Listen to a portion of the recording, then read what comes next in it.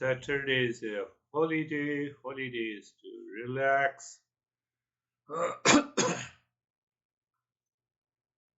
without without paying attention to what is relaxation and calmness. Does the relaxation and calmness come from Saturday or Sunday? And that is where we lack 360-degree understanding. That was the first lesson in the series, starting from the new year. I gave it. We have a very casual approach. Not we, but our mind has basically a casual approach. So casual approach lacks 360-degree understanding. And because we lack this, because the mind is so much habitual and impulsive, that is why the master says you have to build a strong foundation before we can enter into the state of meditation or awakening without a practice.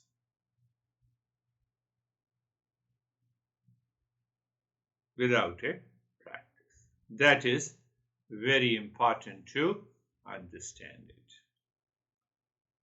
So the deeper and the clearer the understanding of this journey of the self-discovery, the doubt does not remain in the intellect or the mind. There is no doubt about the logical interpretation of the journey.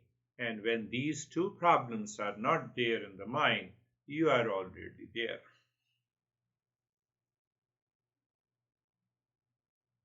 Now I told you the story. The husband drank too much, returned to the home, and he started addressing to his wife, honey, you take me to my home. They are already sitting in their home. Oh, beautiful girl, can you take me to my home? It is too late.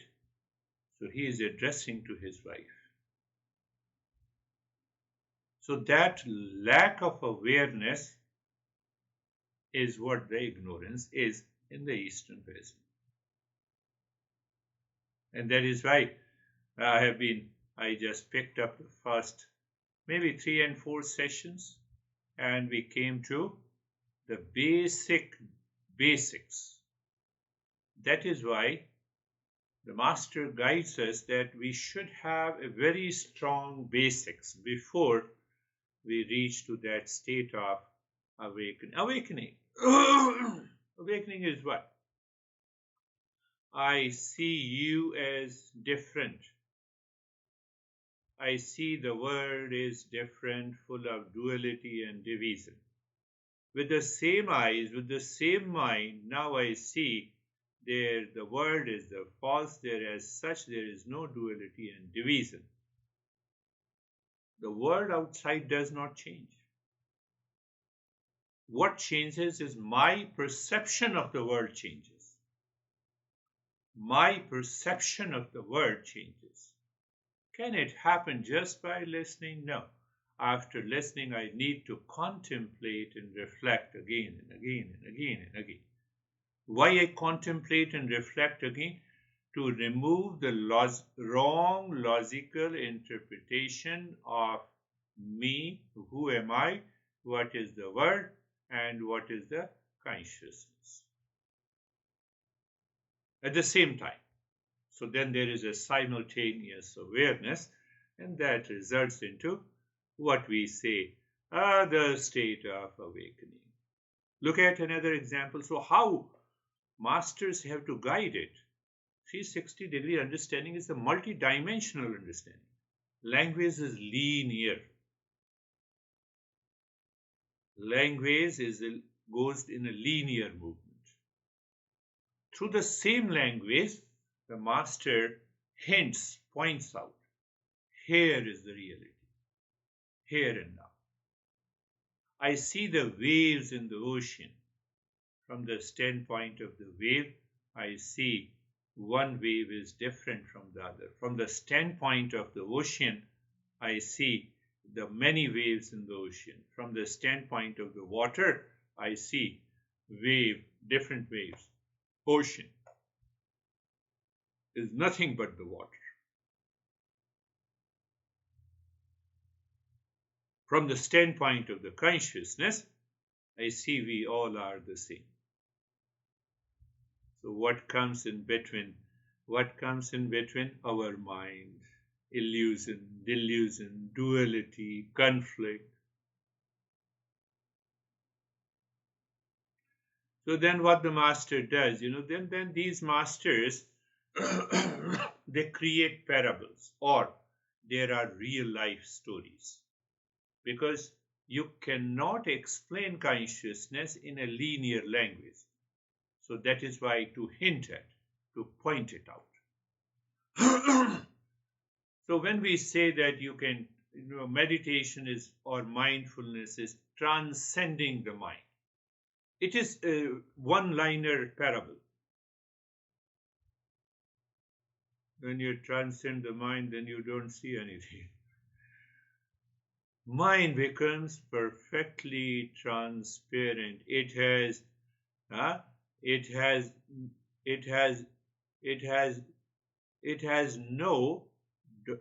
it does not dictate us to see the world. Say, for example, if the car, you are a driver of the car and the car starts dictating you, then there are two people. One is the car is dictating and one is my mind. You see another way of multi-dimensional understanding or awareness or the consciousness. The Buddha received a guy, and when he received, that guy spitted on the face. So his cousin Ananda was also sitting there behind, and he stood up, wanted to catch the neck of this guy. Buddha said, leave it, drop it. And again he was absorbed into meditation. The next day he returned. And he said he was seeking forgiveness. And now it is the turn for the Buddha to speak. He said, whom to forgive? The one who came to me yesterday, or the one who is seeking forgiveness? You see, now you see the multidimensional understanding. The one who spitted on the face, that person is non-existent now. But you feel, you identify with the person of yesterday, and another person is seeking forgiveness. Two waves in the same ocean.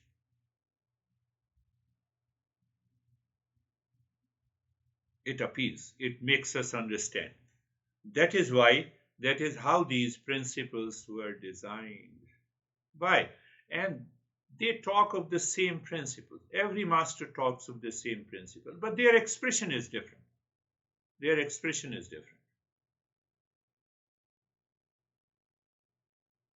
What was Krishna in one age was Buddha in the second age, was Rama in the third age, was another master in the fourth age.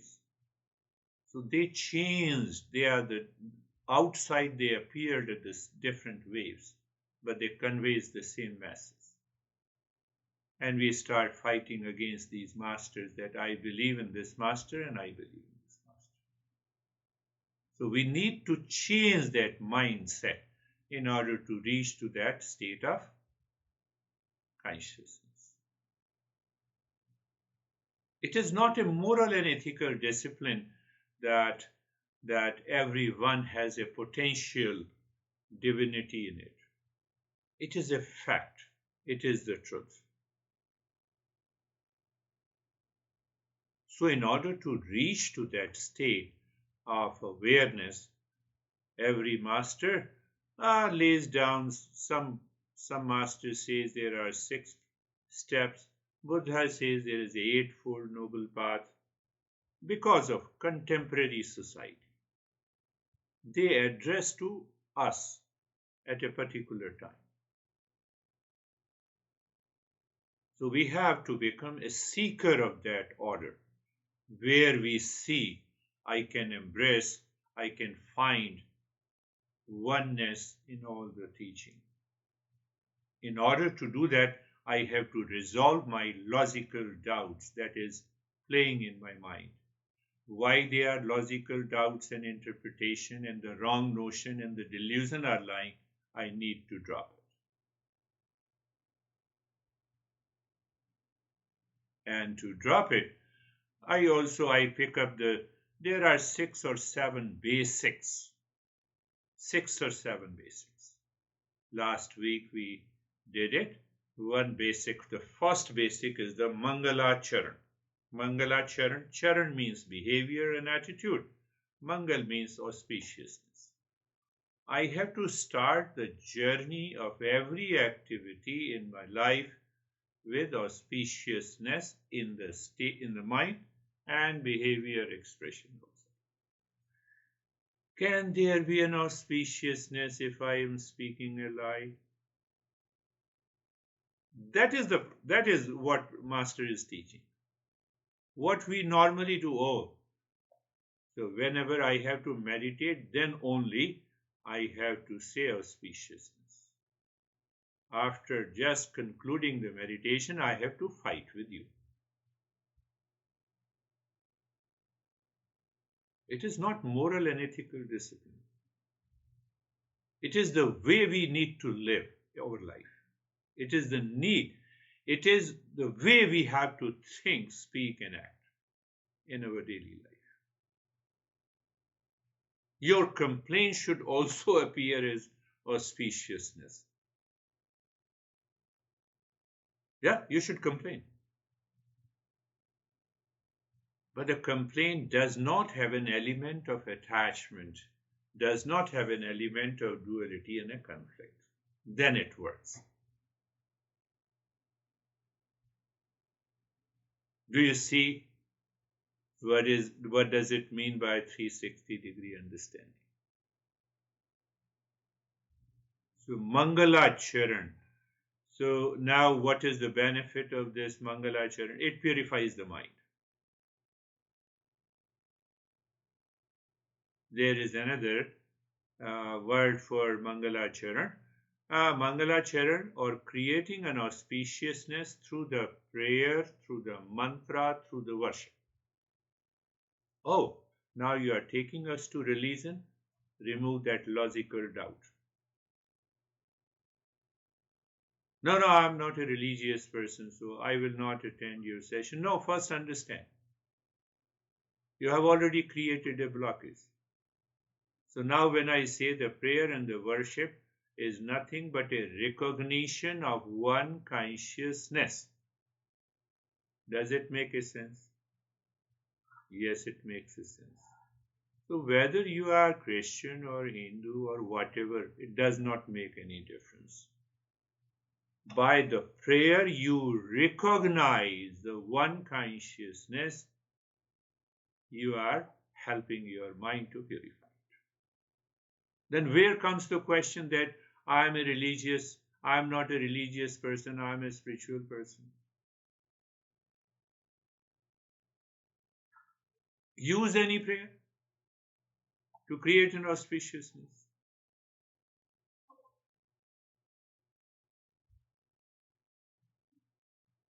We have to reach to that level of that state of the mind to become a seeker, to be into the state of mindfulness without any practice.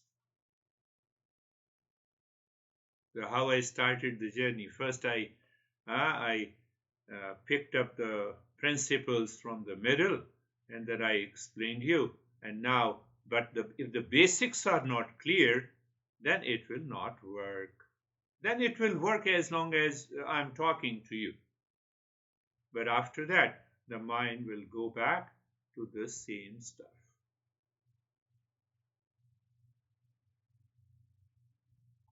So the mind, first basic is to create, is to invoke that auspiciousness.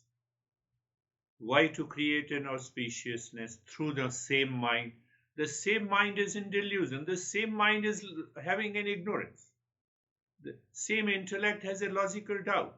So I have to put some thoughts into the same mind and intellect to move it to the next step. Otherwise, the same mind will continue to talk and vomit the same stuff again and again.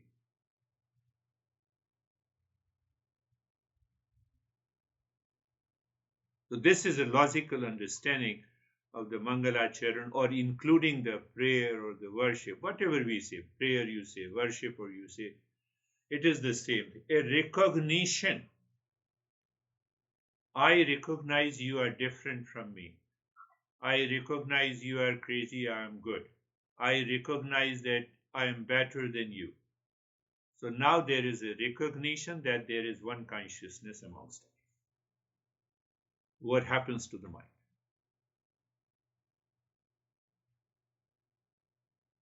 In all situations, in all relationships. But how to reach there? Use the Mangalachara. That is the first. No, simply. Even the Namaste is the same. But Namaste without internalizing the knowledge does not make any difference. Namaste has almost 6 or 7 meanings. So we talk of all the meanings as one progresses and becomes a seeker. Oh, I have heard that, if we do Namaste is good. So casually you're doing Namaste. Your mind is somewhere else. It does not make any sense. You see, simultaneous understanding, simultaneous awareness of your behavior, of your attitude, and the state of the mind is what Mangalachara is. Is it difficult? No. It is difficult. It is the most difficult for the non-seeker.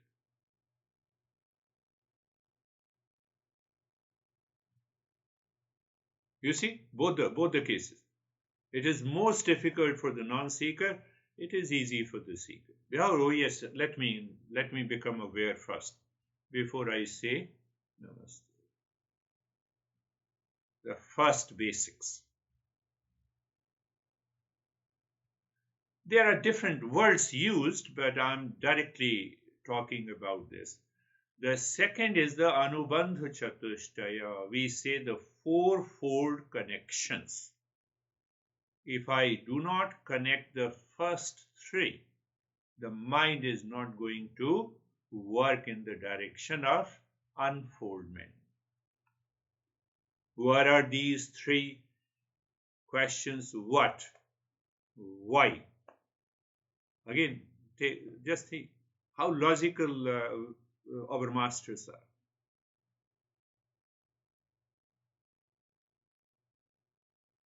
So, what is the problem?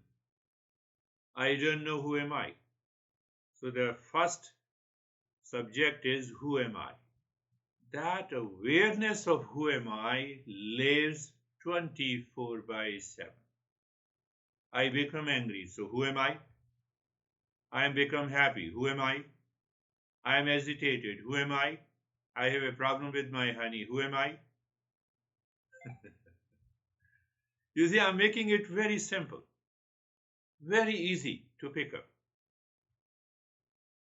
I'm none of them.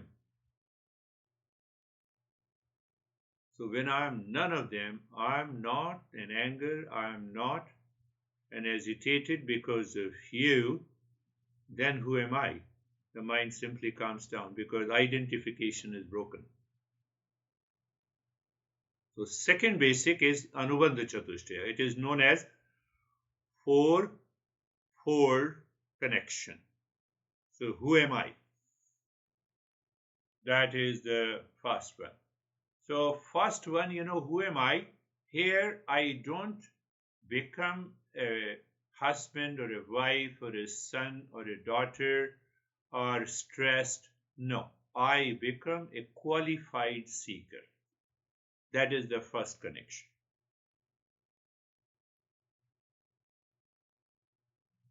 Second is, what is the subject matter? Subject matter is to know who am I. I am consciousness. Intellectually we know it. Third is, what is the result? If you don't give the result to your mind, the mind is not going to work in the direction. If you don't show that, okay, you drive the car and you will reach my home in 20 minutes. The mind always anticipates the result. When I anticipate the result in a wrong direction, then it leaves us. You see, it's every day, it is always there. That is what the four connections are there. Why it is said four connections? Think of it. First, to become a qualified seeker, I have a competency. I'm qualified to do this self-inquiry. No, I'm always ready. And then I fall into sleep. So laziness is the problem.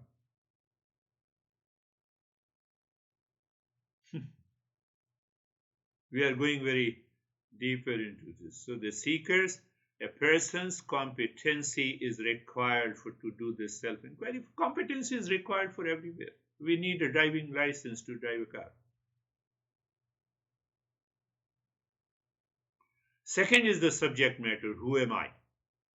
And third is, what is the result? You have to feed to the mind with clarity, with a logical interpretation, that how by knowing who am I can bring an end to the suffering.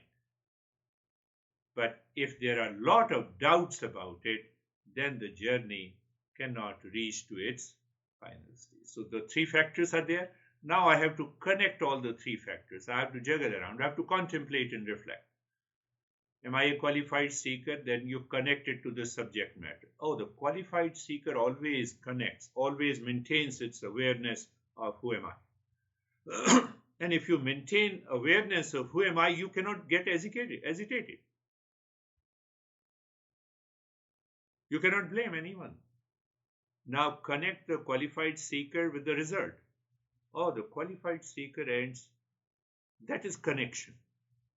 So three factors, we create these connections in our mind. Or the subject matter is who am I, and result is bring an end to the suffering. How they are related? There are a lot of issues, there are a lot of doubt in the mind that pops up. And that is why we need to listen to the teacher again and again. Do you see that? So unless we remove these doubts, how? Same thing, consistent listening and learning, then doing the practice, contemplation and reflection. No, I don't have time, I'm fully busy. In what? I have a lot of stress during these days, So I miss that practice. I miss the contemplation because I'm fully busy, which I could have done during the day. So if you are doing during the day, you are a seeker.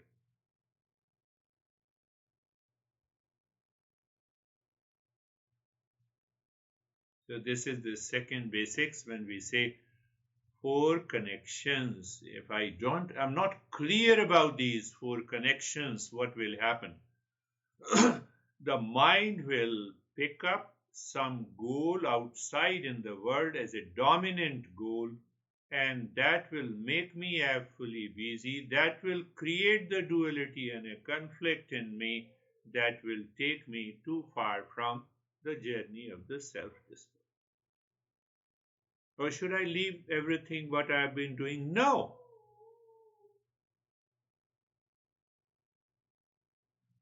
You're not interfering any professional and social activities. You're not blocking them. It is all a matter of awareness. But if you don't follow the first step, second step will not be clear. I will just talk about this. So the subject matter has to be very clear. I have to be a competent to treat this path. Should have a preliminary qualification. That becomes the third step. What are the preliminary qualification? You already talked about it, that a person needs to be qualified. Even when we take admission in masters, so there, I should have bachelor's before I can do the masters.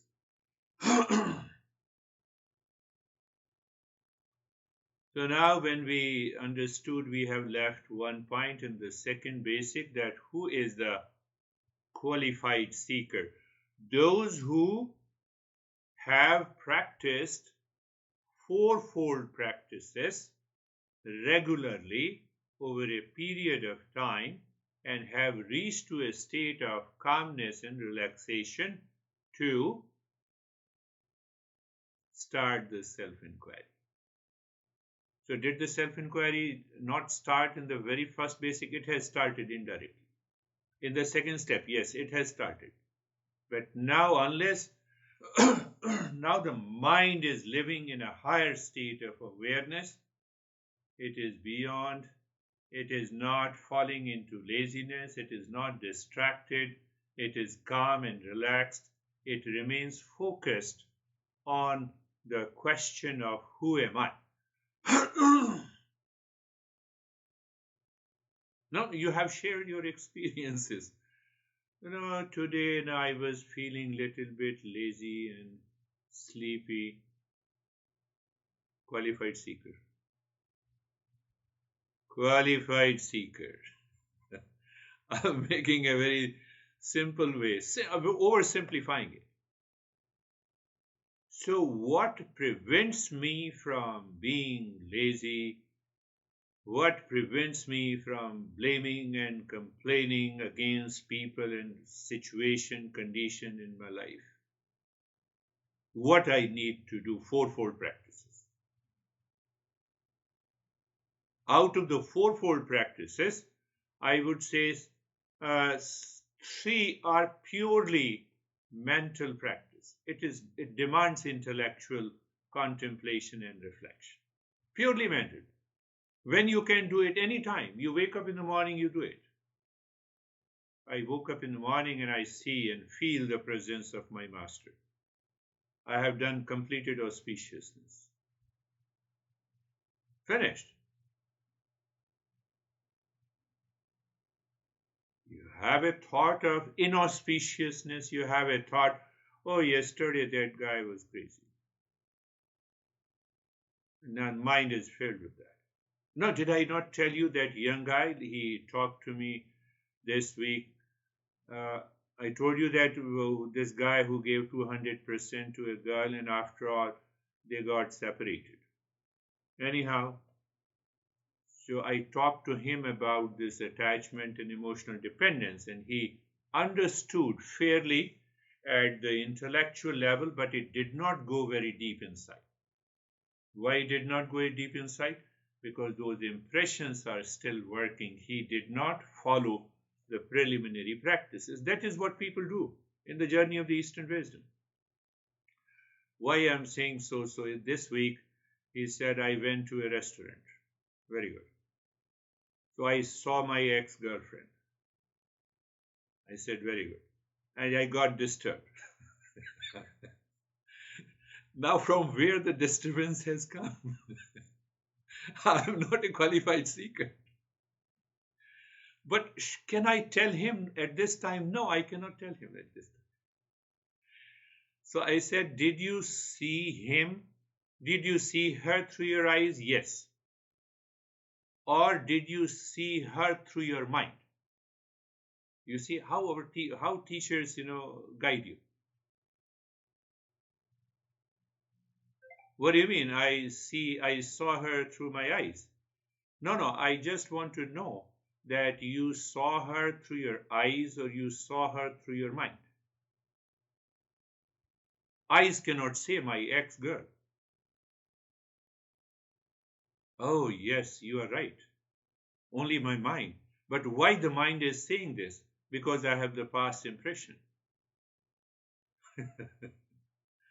So if you have those past impressions, you are not a seeker of the highest order.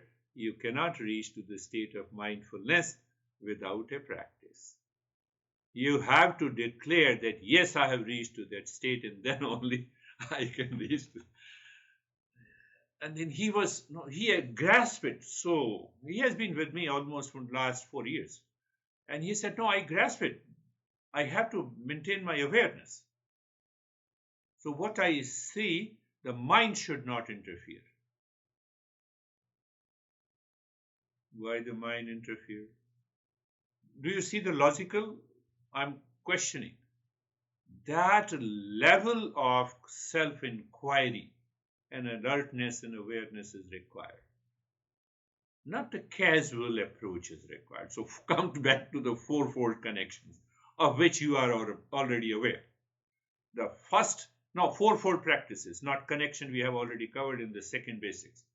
The third basic, the fourfold practices. The first practice is discernment, not being judgmental. So I did not say to this young guy that you are judgmental and you did not practice discernment. I just gave an example. Did you see her through your eyes or did you see her through your mind? I invoke the principle of discernment. That is what we do. That is what I do in every session with the different groups based on the temperament. So the first is the discernment. So as you progress into the discernment, it results into dispassion. You have 10% of discernment, you have 5% of dispassion. Like this. You have 50% of discernment, which means you are contemplating and reflecting over that particular event, that particular perception. You have 25% dispassion, like this. And that 25% dispassion results into the third qualification, third practice. The third practice has got six inner treasures of the mind.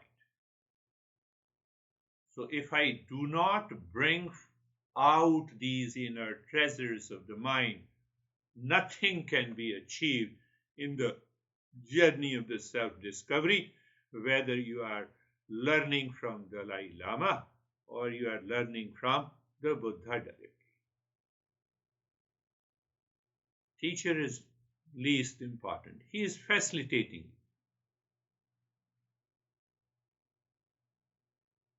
So, four practices. The first is the discernment.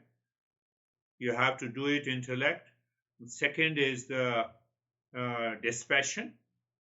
It is neither attachment nor detachment. It is purely a non-judgmental perspective. Non-judgmental perspective. Non-judgmental perception. My dad is crazy. Okay, you are more crazy than your dad. Because by listening, the basics, we feel that we are more intelligent than our parents. It becomes an easy affair. I'm just giving an example. So there's discernment, dispassion, 6 treasures. In the 6 treasures is such a huge topic which explores the 6 different ways the mind can cause the delusion and how the mind can be prevented from the delusion by the 6 different ways. It is again intellectual. Or there are some practices. And the fourth one, then what is left? Go back to the second basic. I become a qualified seeker. I have an intense desire to know the real self. That desire is always there. You are driving, you are eating, you are living in your relationship, whatever you do, you wake up in the morning, you sleep, that intensity of the desire is always there. One pointedness, natural. Third basic. Huh? This is the third basic. So now you see the first was the auspiciousness. First is the auspiciousness, invoking. Means I have to bring out a change in my behavior, speech, and thought by introducing a mantra, or I make it clear whether you are praying something or worshipping. Whatever the religion you have, just follow that practice. Make it live prayer. We are not against any religion. And we neither say that you should be religious or spiritual. We say you should be aware. The second one was the fourfold connection. The third is the fourfold practices. Now we have all done our intellectual exercise. Very easy. I fought with you, and then I come back and I do the intellectual exercise. It's very easy for me. But I have to translate that into action. That is the fourth basic. I came back home after insulting you. I contemplated and reflected because I claimed that I am a seeker. I realized my mistake and I say sorry to myself, but I did not say sorry to you.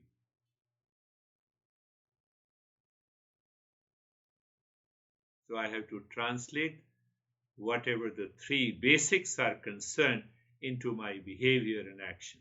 I should find out the way to say sorry, to seek forgiveness in order not to create those impressions, not to deepen those impressions. And that is what we say is the karma yoga. All the yogas joins together.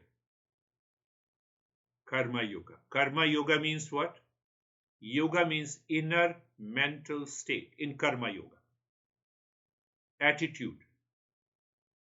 And karma means action. So I blamed you yesterday. Now I have contemplated and reflected. My attitude has changed. And with that attitude, I express to you. Did you understand that? So what I've started doing, I have started purifying my mind. And every day, in every moment, I rise to the next level of my seeking. Otherwise, this blame and complain and reaction game will continue to haunt your mind. Like the young guy. Did you understand? Did you saw through your eyes or did you saw through your mind?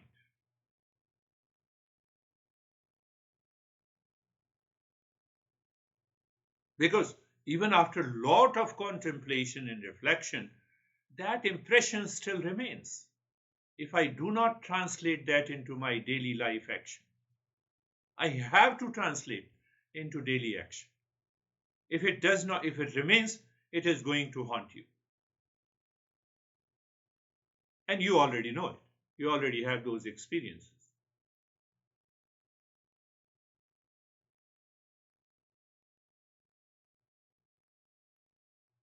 So that is the fourth basic. There are 6 basics I have covered, so I will cover those 6 other 2 and all the 6 in a different way so that you are very clear. So think and contemplate on this.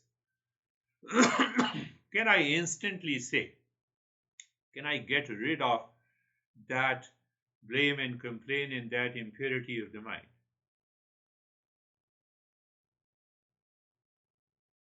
Can I translate that into my behavior and action Why? To translate that into behavior and action, I can get rid of that impurity of my mind which this young guy had instantly. Yeah, those impressions will remain there. Oh, she was my girlfriend, and then this incident happened, and now we are separate. But there is no sense of attachment, no craving is there. To do that, I have to translate that into Karma Yoga. Look at the in depth understanding, such a in depth psychology. So, a higher level of a seeker sees, oh, it's a play and fun. Let me seek the forgiveness. Non-seeker says, I have a big ego. How can I seek the forgiveness of such a stupid fellow? Again, I have created more impurities. You see, we normally say that. So we need that awareness. How should I seek forgiveness from that stupid fellow? So I'm talking of this forgiveness, and I'm saying that guy is stupid. So I'm more stupid than you think. I lose awareness. We need that level of awareness, my friend. Then the thing works. Then the meditation is here and now. Then meditation is here and now. So then what says Ashtavakra, the great master says, Yadi deham pratakrasya chadi vishamyatishtasi adunaiva sukhi shantah bandha mukto bhavishyasi. Literal translation. Simple. That level, he is addressing to that seeker. So when I study a book and I claim that I'm that level of a seeker, and then I get frustrated, then I throw the book. Yeah, this book is a waste. It doesn't make any sense. So throwing the book also shows that you you have a lot of logical doubts. You cannot reach to that state. You have not understood it. So what the literal translation is? Yadi deham prathakratya, the higher level of a seeker understand, if you separate your body from the mind, it seems totally illogical to the modern scientist. But if you are a seeker, you understand what it means. It means the de-identification with the body. So if you separate your body from the mind, then what happens? You allow the mind to rest within. Rest within means you rise in awareness. Then what happens? Literal translation. Then what happens? You are in peace and happiness when? Here and now, without any practice. And if you continue contemplating and reflecting, you reach to the state of awakening. In one verse, the Master sends the message of awakening. It is a practice, it's a non-practice. So close your eyes. The eyes are closed, my friends. Eyes are closed.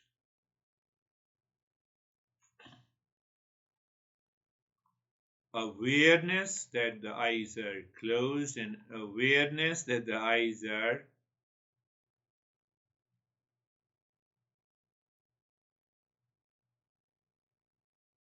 open. What is the difference? Is there any difference?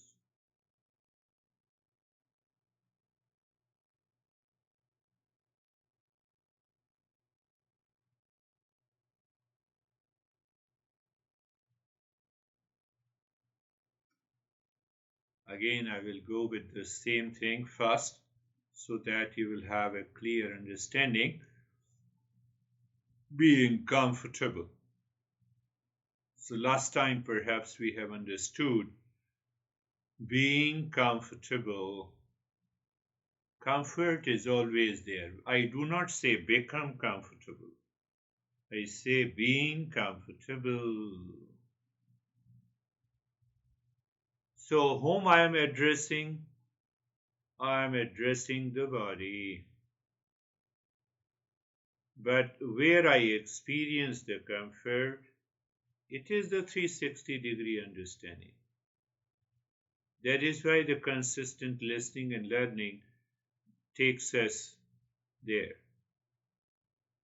So, being comfortable, now you see your intellect is aware, sharp. So it has, oh yeah, you're talking of the body, but no, it is happening in the mind, yes. Because all experiences takes place in the mind. But comfort is not the natural state of the mind.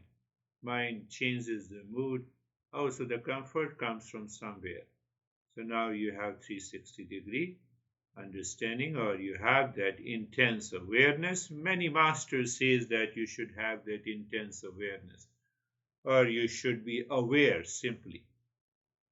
Oh,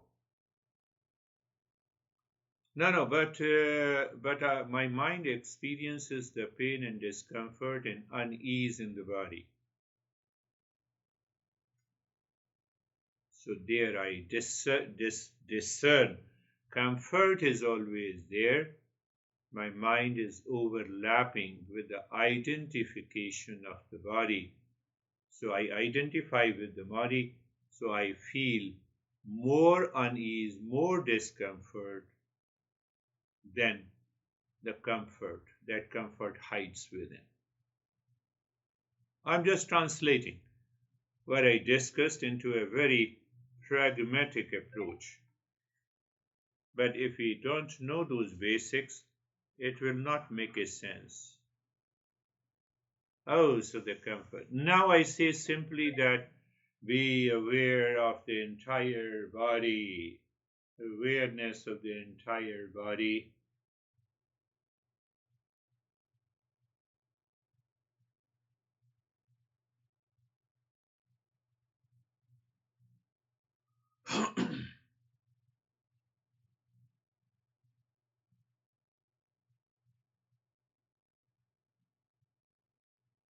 So now what this verse, the last verse says, if you separate your body from the mind. I'm translating in a very simple way. So first I should be aware of what the body is. So moving the mind from the top of the head to the toes and experiencing in the mind comfort and steadiness in the body. And now what happens? The mind says, intellect says, I have already understood it. But our master says that move your awareness on the entire body again. Move it repeatedly. So when you move it repeatedly, your experience of sensation, relaxation, and stillness becomes deeper. Just see that. If it happens, we are a seeker. If it not happening, why it is not happening? Because the mind already had lot of thoughts at the deeper layer, at the unconscious layer, which is preventing it. Otherwise, every time you are aware of the body, you are moving from the top of the head gently to the toes.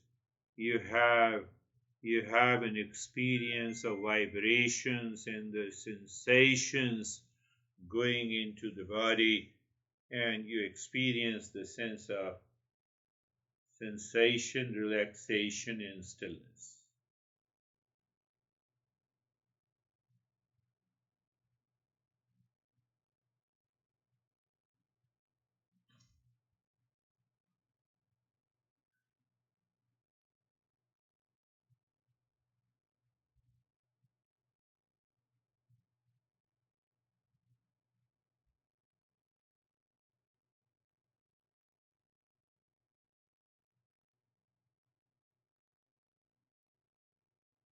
Moving the mind once again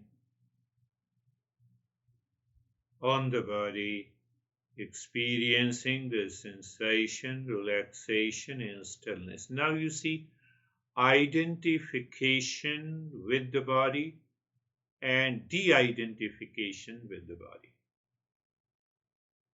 Can I tell you the simplest way to understand this and pay attention to this?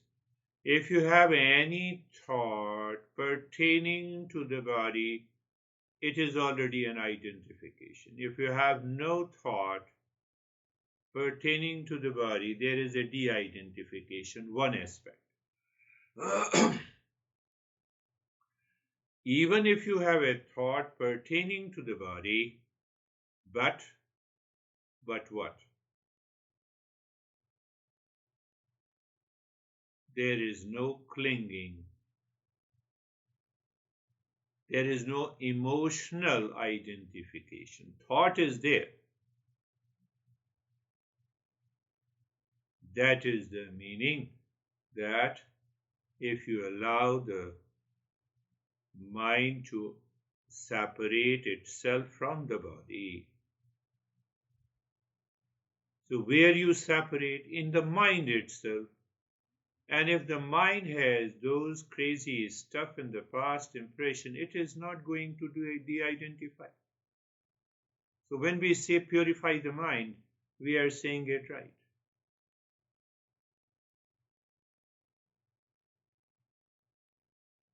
Another level of awareness, I'm just talking of 360-degree, multi-dimensional awareness. We need a simultaneous awareness. Car is my servant, an instrument. Smartphone is my instrument. Same way, body is a servant of the mind. Mind always expresses itself through the body. Existence of the body is required for the functioning of the mind. You are simply aware of that.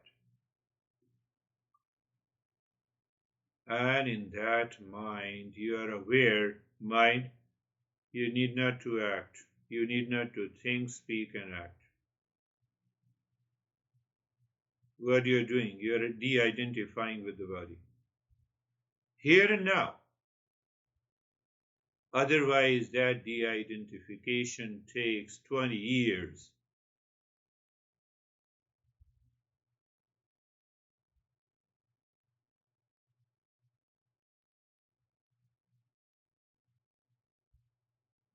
I did not say you to keep the body still, but the mind tends to separate itself from the body. That brings the stillness in the body. You have to recognize that. So sometimes when the body moves, there is a interpretational doubt of the knowledge that your mind has. Because of the interpretational doubt your mind has, it does not accept and recognize that you can de-identify yourself with the body.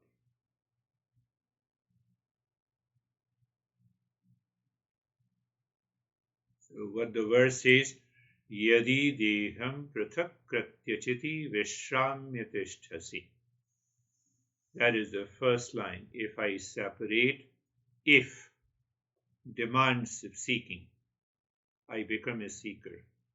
So if I separate the mind from the body, if I separate myself as a driver from the car, what happens to the car? Will the car move? I'm giving simultaneously a metaphor. Will the car move? No. Oh, so does the mind recognize at this moment there is a total motionless state of the body? Yes. The de-identification took place? Yes.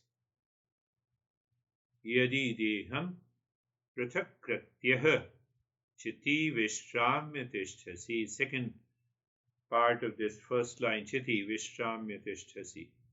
to allow the mind to rest within. Vishramya. Vishramya means Vishram, the restfulness. The moment that the identification is there, the restfulness is there in the mind. No, but what about the past impressions? They will come and go. What will happen to them? They will come and go. So you discover being carefree.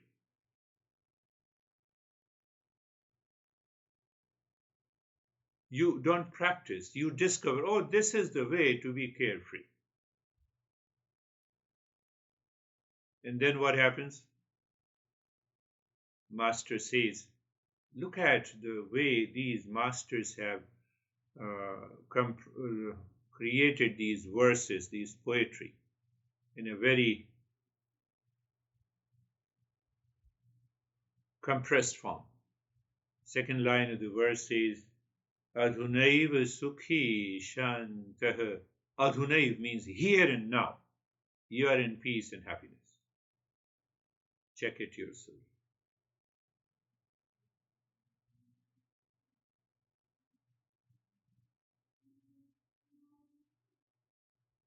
That is the secret of the non-practice.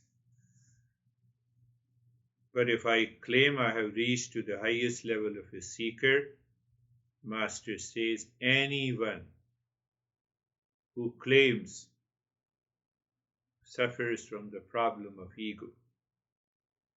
My master used to say, you are a seeker, you are forever a seeker. Master used to say to me, to all of us, that I'm still a seeker. That is why I'm expressing this teaching to you. What a kind of humility.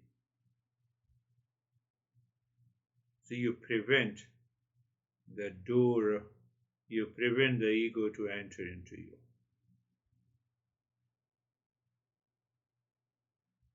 So Adhunaiv sukhi shantah. Adhunaiv, you are in peace and happiness here and now. Here and now. Bandha mukto bhavishyasi. So you are free from the bondage and the suffering.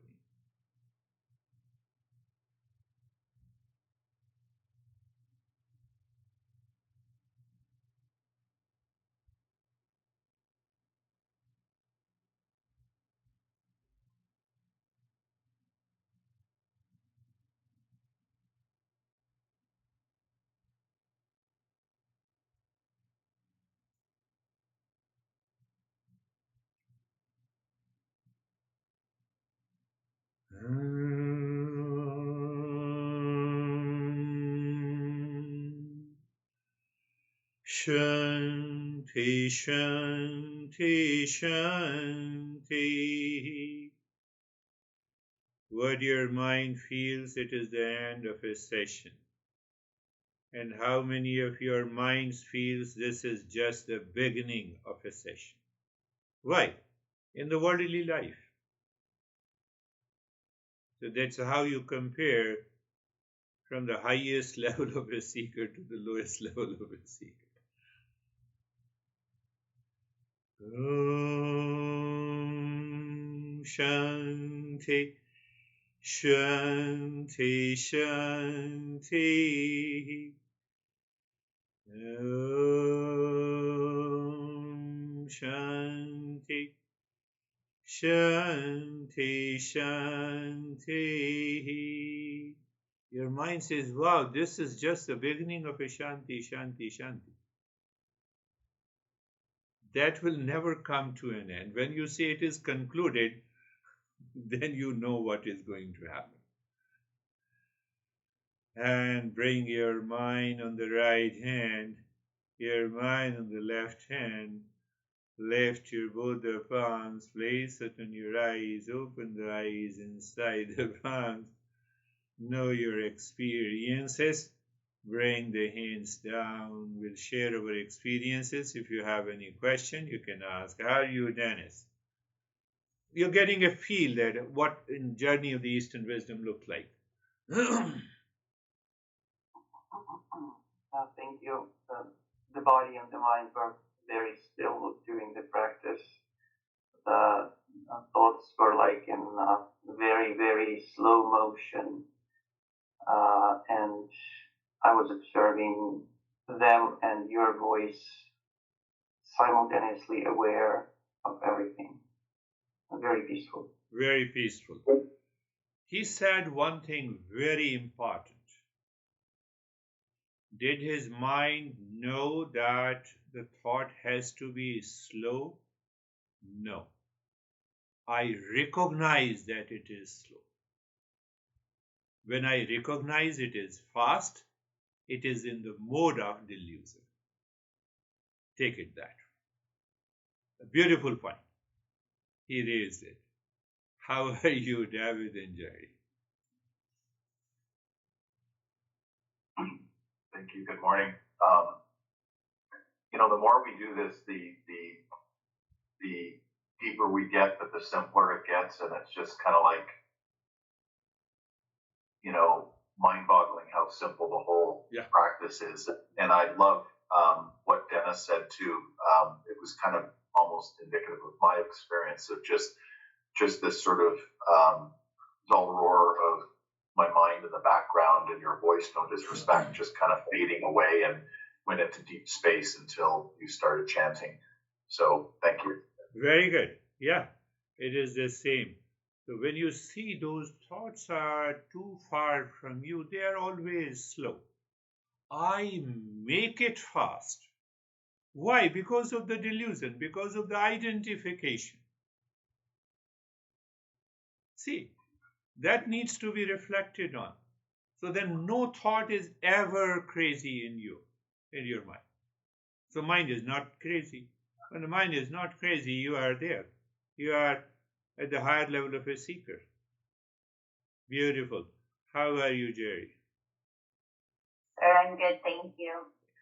Yes, similar to Dennis and David in that the intention is so important. It's like you said, you woke this morning and your first thought was of your master, and the intention is set then. Yeah. And so your intention to be slow, to be deliberate, to be aware in every situation all day, so that if there is a complaint, there's not an attachment to the complaint. It's just it is this, and you move on. And there's this an awareness that's always there. Beautiful. You rightly said. You picked up the first basics.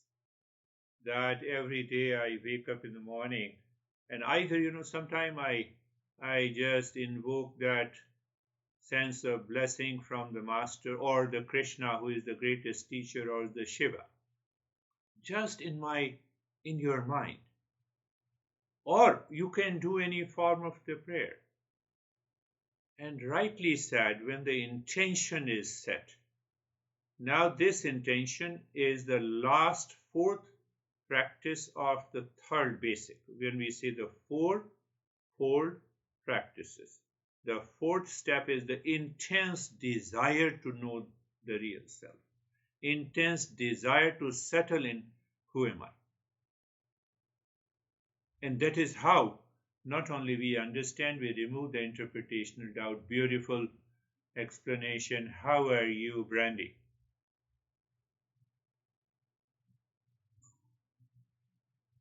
I'm good. Thank you for this lesson and practice today. My meditation was really peaceful, and it was nice to just have everything sorted out. Yeah. So anytime, anywhere, we can sort out any confusion and the delusion happening in the mind. I'm in stress because of the mind. I'm in conflict because of the mind. And what if I de-identify instantly? I live into that awareness. Beautiful. How are you, Sam? Good. This reminds me of that thing that you've said to us, that we're learning the same principles, but aiming to get at a higher level every time we go around the mountain. And then the other one, which you said, which is that we can use the principles to just turn off our agitation. You have the ability to use discernment and dispassion, right? You can turn off agitation because you put everything into perspective. Yes. The moment we have a de-identification, there is no hesitation. The moment there is an de-identification in your intellect, you are not fully busy. Can you see that? If I see that clearly, if you have a de-identification with your past impression, while quoting the same example of the young guy whom I asked, whether you see through the eyes or you see through the mind. So I was making him aware of the identification and the de-identification. Yes, how are you, Vaibhav? Sir, thank you, sir. Sir, mine was calm, quiet. Mind was calm and quiet. That's a de-identification. Is Terry listening to me? I don't see Terry.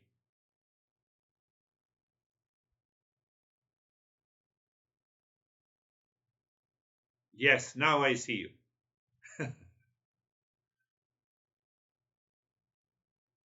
I'm very happy to see you smiling. Thank you.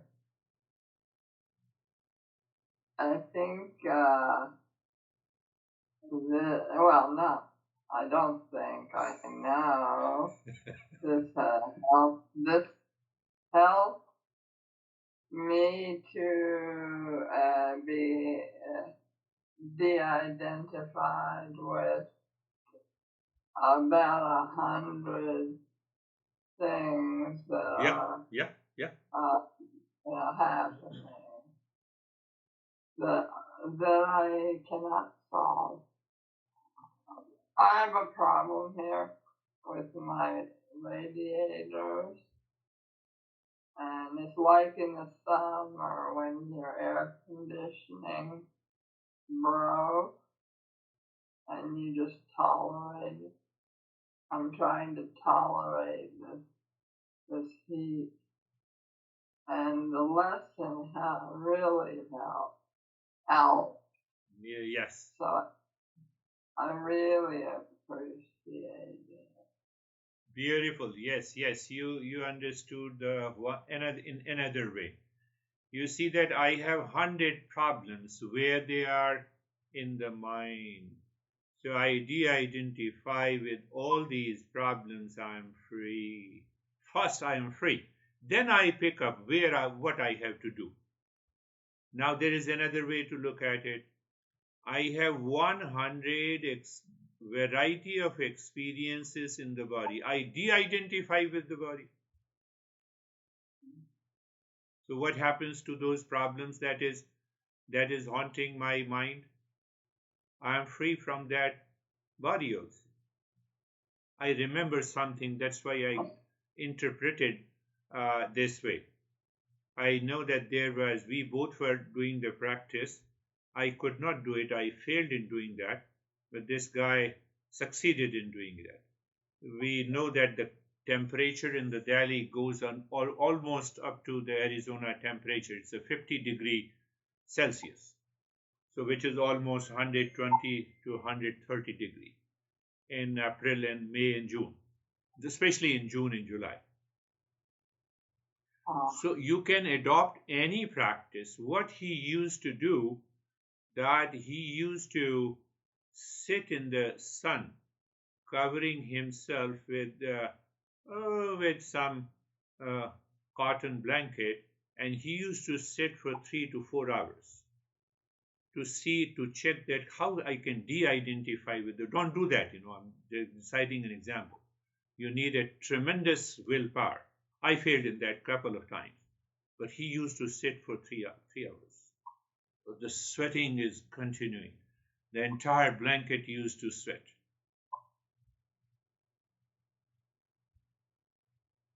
So So anytime, anywhere, once you understand these principles clearly, you don't have any doubt about it. And then you can apply anytime, anywhere, in any situation. And you can be there into that state. That is, Sam is thinking, dreaming when I should be in that. You are already into that state. You are. No worries. That is all. Thank you. Namaste. Thank you. Namaste. Namaste. Thank you. Thank you. Namaste.